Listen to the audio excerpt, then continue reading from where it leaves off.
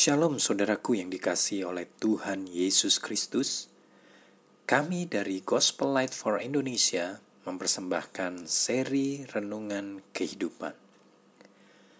Firman Tuhan di dalam 1 Raja-Raja pasal 19 ayat 4 berkata, "Tetapi ia sendiri masuk ke padang gurun sehari perjalanan jauhnya, lalu duduk di bawah sebuah pohon arar.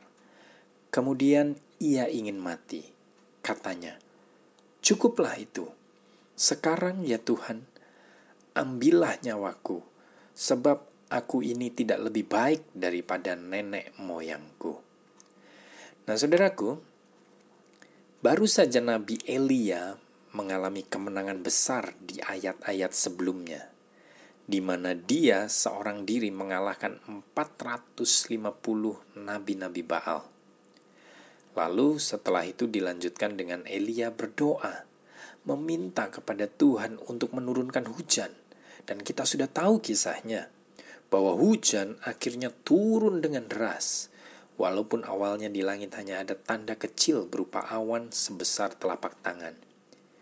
Ya, Elia sang nabi besar itu benar-benar mengalami pengalaman yang sangat spektakuler bersama Tuhan. Namun setelah kita membaca ayat tersebut di atas tadi, kisah selanjutnya sungguh di luar dugaan. Karena kita melihat bahwa seorang Elia pun ternyata juga adalah manusia biasa, sama seperti kita yang pernah mengalami keadaan sangat takut dan depresi karena mendapatkan ancaman dari Isabel, sehingga membuat dia ingin mati dan meminta Tuhan agar mencabut nyawanya. Nah lalu, apakah Tuhan marah terhadap Elia oleh karena perkataan dan permintaannya itu? Tuhan ternyata tidak marah terhadap Elia. Dan dia juga tidak mengabulkan permintaan Elia untuk mencabut nyawanya. Mengapa? Ya, karena Tuhan melihat jauh di kedalaman hati Elia. Tuhan tahu persis apa yang Elia rasakan sebagai manusia biasa. Sehingga bukannya menjadi marah dan mencabut nyawanya, malahan Tuhan mengirim malaikat lalu memberikan kepada Elia roti bakar untuk dimakan dan sebuah kendi berisi air untuk diminum. Sehingga Elia beroleh kekuatan dan keberanian kembali. Bukankah Tuhan itu sangat baik?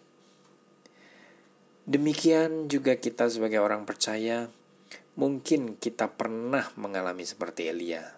Ya biasanya sih pasti pernah ya. Dimana ada satu saat kita merasa ketakutan dan depresi karena mengalami persoalan yang berat. Sehingga kita akhirnya berkata, Tuhan, kenapa aku harus hidup di dunia ini? Sudah cabut saja nyawaku Tuhan, karena lebih baik aku mati saja. Namun puji Tuhan, sama seperti Elia, kita juga masih hidup kan sampai sekarang? Itu tidak lain karena Tuhan begitu mengasihi dan menyayangi kita anak-anaknya. Kita punya Tuhan yang mengerti dan peduli akan segala pergumulan dan permasalahan yang sedang kita alami dan kita hadapi. Ingat saudaraku, kita punya Tuhan Yesus yang juga turut merasakan kelemahan-kelemahan kita. Bahkan selama Tuhan Yesus hidup di muka bumi, dia pun pernah mengalami penderitaan yang sangat hebat dan berat. Hingga pada puncak penderitaannya, dia harus mati di atas kayu salib untuk membayar lunas seluruh dosa kita, supaya setiap kita yang percaya kepadanya tidak binasa, melainkan beroleh hidup yang kekal. Saudaraku, biarlah melalui kisah Elia ini, kita beroleh kekuatan dan penghiburan, bahwa Tuhan yang Elia sembah adalah Tuhan yang sama dengan yang kita sembah, yang melihat jauh di kedalaman hati kita. Pada saat kita lemah, depresi, dan mungkin kita malah menjauh dari Tuhan, ketahuilah dan percayalah bahwa Dia tidak pernah menjauh dari kita. Dia tetap bersama kita. Karena Dia, yaitu Tuhan Yesus Kristus, tinggal di dalam kita.